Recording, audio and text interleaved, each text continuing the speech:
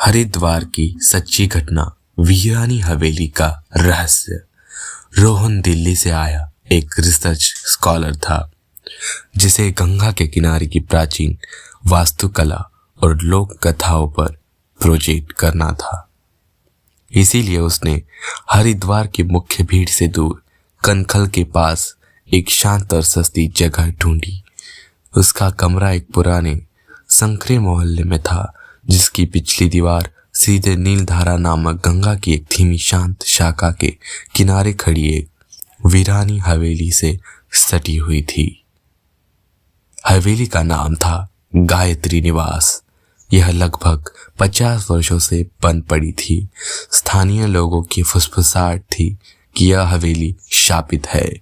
कहानी थी कि 50 साल पहले कार्तिक पूर्णिमा की रात हवेली की मालकिन गायत्री ने अपने 3 साल के इकलौते बेटे माधव के साथ रहस्यमय ढंग से गायब हो गई थी। वे दोनों गंगा में डूब गए थे। पर सबसे भयानक बात यह थी कि उनका एक भी शव कभी नहीं मिला। तब से यह हवेली समय के साथ गलकर गहरे काले रहस्य का पर्दा ओढ़े खड़ी थी। पहले कुछ दिन रोहन को सब सामान्य लगा, सिवाय एक बात की, रात में महसूस होने वाली असहनीय अकारण ठंडक। यह नवंबर की सामान्य ठंड नहीं थी। यह ऐसी थी मानो कमरे की सारी गर्मी अचानक चूस ली गई हो।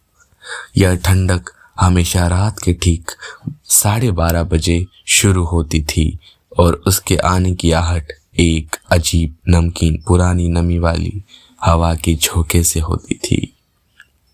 जैसे गंगा का पानी हवा में जम गया हो। वह कितना भी कंबल ओढ़ ले, ठंडक उसकी हड्डियों तक पहुंचकर कभी-कभी पैदा कर देती थी। एक रात लगभग 1 बजे रोहन अपने नोट्स में मग्न था। अचानक वह जानी पहचानी असहनीय ठंडक शुरू हुई। उसके हाथ कांपने लगे। उसी क्षण बाहर की ओर से एक धीमी लयबद्ध आवाज आई। ये आवाज किसी बच्चे के पालने को झुलाने जैसी थी, पर उसमें एक भयानक सूखापन था, जैसे लकड़ी की पुरानी सूखी हड्डियां रगड़ रही हो। चर चर। रोहन को लगा यह भ्रम होगा, लेकिन आवाज की लय बिल्कुल सटीक थी, जैसे कोई पुराने ध्यान से उसे झुला रहा हो।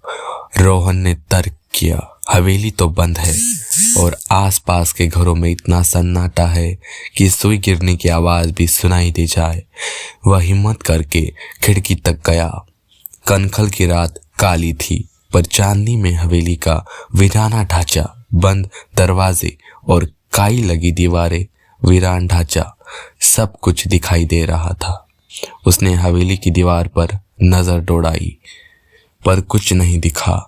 उसने दरवाजा बंद किया, लेकिन आवाज बंद नहीं हुई, बल्कि इस बार वह ज्यादा पास से आई, जैसे कमरे की पिछली दीवार से दूसरी तरफ, ठीक उसके बिस्तर के पीछे। रोहन के माथे पर पसीना आ गया। इस आवाज में अब एक अजीब सी बेचैनी थी, जैसे झूला झूलने वाला थका हुआ हो पर रुक नहीं पा रहा हो। उसने फोन की फ्लैशलाइट ऑन की और दीवार पर चमकाई। दीवार पर प्लास्टर उखड़ चुका था। जैसे ही लाइट उस पर पड़ी, रोहन ने देखा कि प्लास्टर की दरारों से एक पतली काली चीज रीस रही थी। वह पानी नहीं था, वह कीचड़ जैसा काला पदार्थ था जिसमें सड़ी हुई नमी की गंध आ रही थी। रोहन ने डरकर तुरंत लाइट बंद कर दी और चादर ओढ़कर आंखें मीच ली। अगली सुबह रोहन मोहल्ले के बुजुर्ग पंडित जी के पास गया। उसने ठंडक, काली नमी और सबसे जरूरी पालने की आवाज के बारे में बताया। पंडित जी ने अपने आंखें सिकोड़ी और पूछा, तुमने कभी पायल की आवाज नहीं सुनी?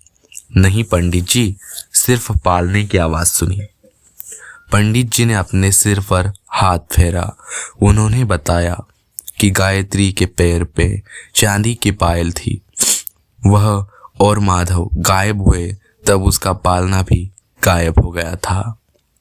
गायत्री को लोग नीलधारा की माता कहते थे क्योंकि वह अक्सर गंगा के किनारे अपने बेटे के लिए लोरी गाती थी। लेकिन बेटा, पंडित जी ने झुककर फुसफुसाया, माधव उस रात डूबकर नहीं मरा था। उसे किसी ने मारकर गंगा के ठंडे पानी में फेंका था। और गायत्री, उसने तो पागल होकर खुद को धारा में समर्पित कर दिया था। पंडित जी ने रोहन को घूरते हुए कहा, तुम्हारी आवाज, तुम्हारा रंग रूप, तुम माधव की उम्र के होते। अगर वो जिंदा होता।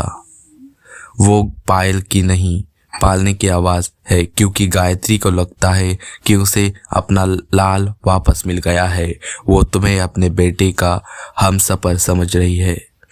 पंडित जी ने उसी एक ताबीज दिया और चेतावनी दी, आज रात पूर्णिमा है, चांदनी सीधी नील धारा पर उतरेगी। अगर कुछ भी अजीब हो तो भाग जाना, उसी हवेली में झांकने की हिम्मत मत करना। पूर्णिमा की रात और पायल की खनक। उस रात रोहन के कमरे में रात 12:30 बजे से पहले ही ठंडक आ गई थी। हवा में सड़ी हुई मिट्टी और ताज़ा गंगा जल की गंध घुली हुई थी। रोहन कांप रहा था, पर वह भाग नहीं सका। उसका शरीर मानो किसी अंधे की शक्ति ने जकड़ा गया था। उसने हिम्मत करके अपनी बालकनी से गायत्री निवास की तरफ देखा। हवेली के ऊपरी माले पर एक छोटी सी खिड़की थी जो हमेशा बंद रहती थी। आज वह खिड़की हल्की सी खुली हुई थी। गंगा की चांदनी ठीक नील धारा पर और उस खिड़की पर पड़ रही थी। धीरे धीरे उस खिड़की में एक धुंधली सफेद परछाई उभरी।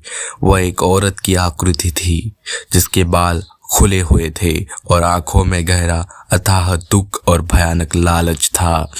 उसकी आंखें सीधे रोहन की आंखों से झांक कर रही थी। परछाई ने धीरे से अपना हाथ बढ़ाया और रोहन ने देखा कि वह हाथ पतला, काला और काई लगा हुआ था, जैसे वर्षों तक पानी में ना रहा हो। हाथ ने हवा में किसी अनदेखी चीज को थाम रखा था और उसने उसे जोर से हिलाया। आवाज अब इतनी थी कि रोहन के कान में दर्द होने लगा। अचानक परछाई हवेली की छत से गायब हो गई। रोहन ने चैन की सांस ली। तभी उसके कमरे के दरवाजे पर एक आवाज आई। यह किसी के नाखून से लकड़ी पर खुरचने की आवाज थी। रोहन की सांसें रुक गई। आवाज दरवाजे से हटकर दीवार के नीचे जमीन पर आ गई और फिर कमरे के ठीक बीच में पालने की आवाज आई। इस बार आवाज दीवार के पार से नहीं बल्कि कमरे के अंदर से आ रही थी। रोहन तेजी से पलटा। वहां कोई नहीं था, लेकिन मेज पर रखे उसके नोट्स, जिन्हें उसने बिल्कुल व्यवस्थित रखा था, अब जमीन पर पड़े थे और नोट्स के बीच में पालने की आवाज की जगह एक नई भयानक आवाज ने जन्म लिया, खनक की आवाज। वह पायल की आवाज थी, पंडित जी की बताई हुई पायल। रोहन ने देखा कि जमीन पर पड़ी नोट्स के ढेर के ऊपर एक पुरानी मिट्टी से सनी हुई चांदी की पायल पड़ी थी। यह एक बच्चे की पायल थी जिस पर छोटे छोटे घुंघरू लगे थे। पायल अपने आप जमीन पर हिल रही थी और खनक के साथ कमरे की ठंडक एक भयावह जानलेवा बर्फ में बदल रही थी। पायल से उठी खनक की आवाज अब एक धीमी भयानक लोरी में बदल गई और हवा के एक ठंडे बदबूदार झोंके के साथ रोहन के कानों में एक सड़ी हुई फुसफुसाहट गूंजी।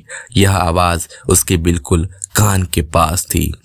सो जा मेरे लाल, अब तू ही मेरा माधव है।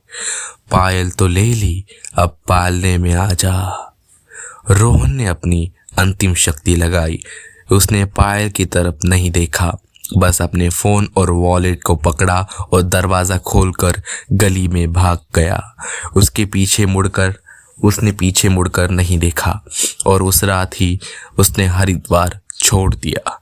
जब वह अगली सुबह दिल्ली पहुंचा तो वह पूरी तरह सदमे में था। उसने अपने दोस्त को पूरी बात बताई। जैसे ही उसने बैग खोला, उसके हाथ में कुछ ठंडी सूखी मिट्टी जैसा पदार्थ लगा। वो चौंक गया और सारा सामान बाहर निकाला। सब सामान के नीचे एक पुराने काले हो चुके कपड़े का एक टुकड़ा था, शायद एक पालने का कपड़ा, और उस कपड़े के अंदर लिपटा हुआ मिट्टी से सना हुआ 3 साल के बच्चे का लकड़ी का टूटा हुआ खिलौना था। और खिलौने के साथ उसे अपनी जेब में, जिसे उसने हरिद्वार में आखिरी बार छुआ था, कुछ महसूस हुआ। उसने जेब से वह चीज निकाली। वह चाबी थी, गायत्री निवास के मुख्य दरवाजे की चाबी, जो ढंग से खा चुकी थी और जिससे सड़ी हुई गंगा जल की भयानक गंध आ रही थी। रोहन आज भी कहता है कि गायत्री निवास ने उसे जाने तो दिया, पर उसका हमसफर बनने का इंतजार खत्म नहीं हुआ। वह जानता है कि वह चाबी उसे बुला रही है और किसी रात वह बिना सोचे समझे वापस हरिद्वार की नीलधारा के किनारे जाने लगेगा, अपने पालने में सोने के लिए। दोस्तों, ये कहानी बिल्कुल सच्ची है। ऐसे ही कहानी देखने के लिए हमारे चैनल को सब्सक्राइब कीजिए। तब तक के लिए बाय बाय।